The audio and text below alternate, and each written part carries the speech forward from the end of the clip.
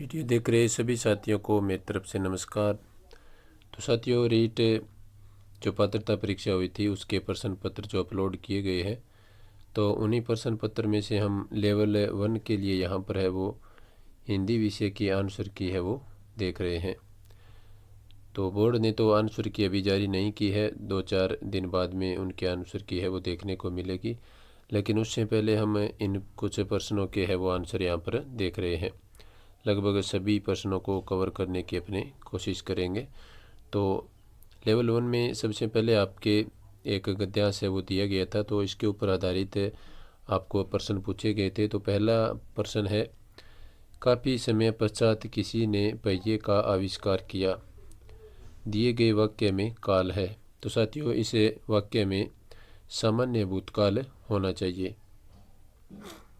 Next question देखिए, अपने ज़्यादा समय है वो ज़ाया नहीं करेंगे, जल्दी जल्दी इनके आंसर देखेंगे। तो दूसरा क्वेश्चन है, गद्यांश में पुल्लिंग रूप में प्रयुक्त शब्द नहीं है। तो देखिए, दुख, अनाज, आग और प्राणी। तो साथियों, इस क्वेश्चन का आंसर होगा आग। ये क्या है? एक स्त्रीलिंग शब्द है। निम्नलिखित में से सदैव बहुवचन में प्रयुक्त होने वाला विकल्प है लोग, किसान, भोजन और मनुष्य। तो साथियों, इस क्वेश्चन का आंसर होगा लोग। ये हमेशा बहुवचन में प्रयुक्त किया जाता है। नेक्स्ट क्वेश्चन देखिए, गद्यांश में प्रयुक्त बेघर शब्द का अर्थ है जिसका कोई घर ना हो। तो बी ऑप्शन यहाँ पर राइट आंसर रहेगा। नेक्स्ट क्वेश्चन देखिए, वस्तुनिष्ठ परीक्षा हेतु स्टेनले तथा रोस के अनुसार परीक्षा के निर्माण में कितने सोपानों का अनुसरण किया जाता है। तो साथियों, इस क्वेश्चन का आंसर है वो मेरे अनुसार 5 सोपानों का होना चाहिए। बाकी बोर्ड के आंसर की जो जारी होती है तो उसमें देखना है किस प्रकार से इसका आंसर माना जाता है। नेक्स्ट है, निम्नलिखित में से लोकोक्ति है। तो साथियों, यहाँ पर जो लोकोक्ति है वो है आपकी ऑप्शन बी में। तो साथियों, यहाँ पर जो आपकी लोकोक्ति है वो हो जाएगा ऑप्शन बी में, अरहर की टट्टी गुजराती ताला। ये है वो इसका आंसर होगा। नेक्स्ट देखिए, मौन वाचन के लिए उचित कथन है। तो साथियों, यहाँ पर जो आपका दिया गया है, मौन वाचन स्थूल व सूक्ष्म दोनों प्रकार के अध्ययन में सहायक होता है। ये इसका आंसर होना चाहिए। नेक्स्ट क्वेश्चन देखिए, निम्नलिखित में से संज्ञा पदबंध का उदाहरण है। तो साथियों, यहाँ पर संज्ञा पदबंध का जो उदाहरण है वो है भारत के प्रधानमंत्री। ये संज्ञा पदबंध से संबंधित कथन है। नेक्स्ट क्वेश्चन देखिए, मैं आपको यहाँ पर सीधा आंसर है वो बता रहा हूँ। उपचारात्मक शिक्षण के क्षेत्र में निम्नलिखित में से क्या सर्वाधिक उपयोगी है। तो साथियों, इसके लिए जो आंसर होना चाहिए ये होना चाहिए चित्र विस्तारक यंत्र। बाकी हो सकता है इसमें कंप्यूटर भी आंसर माना जा सकता है, लेकिन फिलहाल मैं आपको यहाँ पर चित्र विस्तारक यंत्र है वो इसका आंसर मान करके बता रहा हूँ। नेक्स्ट देखिए, भाषा शिक्षण के लिए उचित कथन है। तो साथियों, यहाँ पर जो भाषा शिक्षण के लिए उचित कथन है वो है आपका, भाषा शिक्षण में आगमन से निगमन सूत्र विशेष उपयोगी होता है। तो यहाँ पर सी ऑप्शन है वो आपका राइट आंसर होना चाहिए। राजस्थानी की बोली नहीं मानी जाती है। तो देखिए साथियों, यहाँ पर जो मैथिली है वो राजस्थानी की बोली नहीं है। तो बी ऑप्शन आपका राइट आंसर हो जाएगा। नेक्स्ट है, मोंटेसरी प्रणाली में ज्ञानेंद्रियों के माध्यम से शिक्षा दी जाती है। तो साथियों, ये दी जाती है 3 से 6 वर्ष के बच्चों को। 1 नंबर ऑप्शन है वो इसका आंसर होना चाहिए। नेक्स्ट देखिए, बहुत चतुर होना अर्थ को आत्मसात करने वाला मुहावरा है। तो साथियों, इसका आंसर होगा उड़ती चिड़िया के पंख गिनना। नेक्स्ट है, उपलब्धि परीक्षण की रूपरेखा से तुरंत क्या पता लगा सकते हैं। तो विषय वस्तु का अंक विभाजन, लक्ष्य निर्धारण का मापन, लक्ष्यों के महत्व का प्रतिशत। तो यहाँ पर डी ऑप्शन होना चाहिए, उपयुक्त सभी।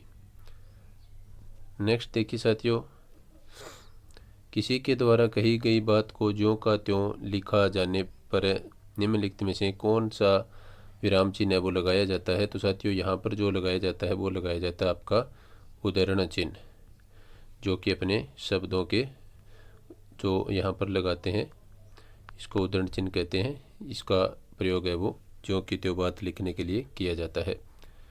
नेक्स्ट देखिए, ये एक परिभाषा से संबंधित पर्सन है साथियों, तो इसका मैं आपको आंसर नहीं बता सकता। ये बोर्ड की जो आंसर की जारी होगी उसमें आप देख सकते हैं। नेक्स्ट जो पर्सन है साथियों वो है राजा नगर में आए। तो ये कौन सा वाक्य है? तो साथियों मैंने आपको वाक्य टॉपिक है वो करवाया था एग्ज़ाम से 2-3 दिन पहले।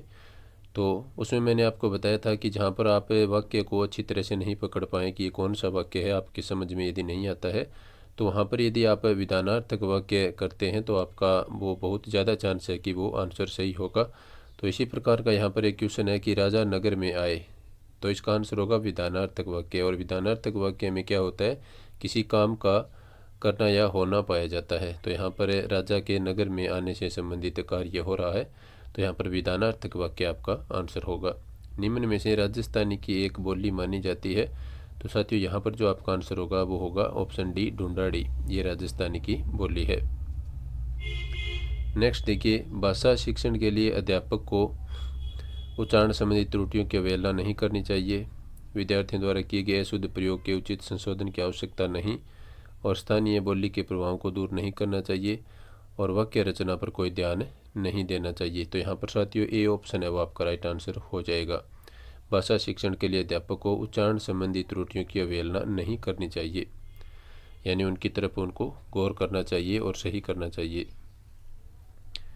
जंगल के निवासी हिंसक पशुओं से नहीं डरते, उपयुक्त वाक्य में विधेय। तो साथियों जंगल के निवासी तो यहाँ पर हो गया उद्देश्य, और ये हो गया आपका विधेय। मैंने जो वाक्य रचना से संबंधित वीडियो डाला था उसमें आपको मैंने बताया था कि वाक्य से संबंधित आपको कम से कम 2 क्वेश्चन पूछे जाएंगे। तो यहाँ पर आप देख सकते हैं 2 क्वेश्चन वाक्य के आ चुके हैं।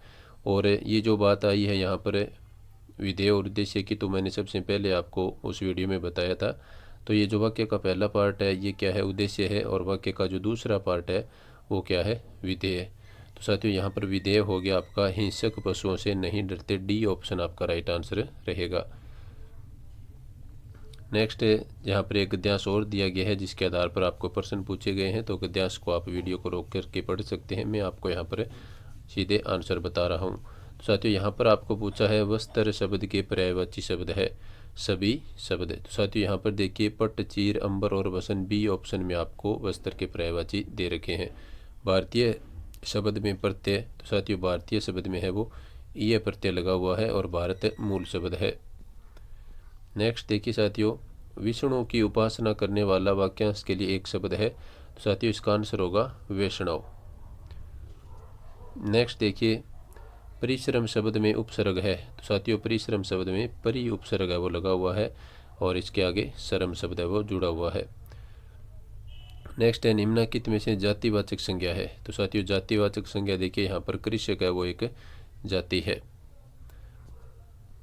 नेक्स्ट देखिए 56 नंबर क्वेश्चन, निम्न में से सन्यासी शब्द का विलोम शब्द है। तो साथियों इसका विलोम शब्द होगा गृहस्थ। तल्लीन शब्द का सही संधि विच्छेद होगा। तो साथियों इसका सही संधि विच्छेद होता है तत् धन लीन, और ये कौन सी संधि है, व्यंजन संधि का उदाहरण है। नेक्स्ट देखिए साथियों, गद्यांश में प्रयुक्त कलांती शब्द का अर्थ है। तो साथियों कलांती शब्द का अर्थ है वो थकान होगा, सी ऑप्शन यहाँ पर राइट आंसर होना चाहिए। हमें याद रखना चाहिए कि पाठ्य पुस्तक पढ़ाना ही पठन शिक्षण नहीं, यद्यपि पाठ्य पुस्तक आधार या केंद्र अवश्य है। तो साथियों ये भी एक परिभाषा है। तो यहाँ पर है वो इसका आंसर कन्फर्म पता नहीं है, तो मैं आपको यहाँ पर नहीं बताना चाहता। ये आपके जो बोर्ड के आंसर की जारी हो तो तब उसमें देखना। नेक्स्ट देखिए, हर्बर्ट उपागम के 4 पदों को पंचपदी प्रणाली में बदला गया। तो साथियों ये जिलर के द्वारा बदला गया था, और मैंने जो एग्ज़ाम से कुछ दिन पहले जो वीडियो डाला था उसमें जो इन्होंने 4 पद थे मूल रूप से, उनको भी मैंने उस वीडियो में आपको बताया हुआ है। जिसने वो वीडियो देखा था वो इस क्वेश्चन को अच्छी तरह से समझ पाया था। नेक्स्ट तो साथियों यहाँ पर ये 30 क्वेश्चन है वो लेवल 1 के पूरे हो चुके हैं हिंदी के। तो वीडियो आपको कैसा लगा, वीडियो में आप कमेंट के माध्यम से अवश्य बताएं। वीडियो देखने के लिए सभी साथियों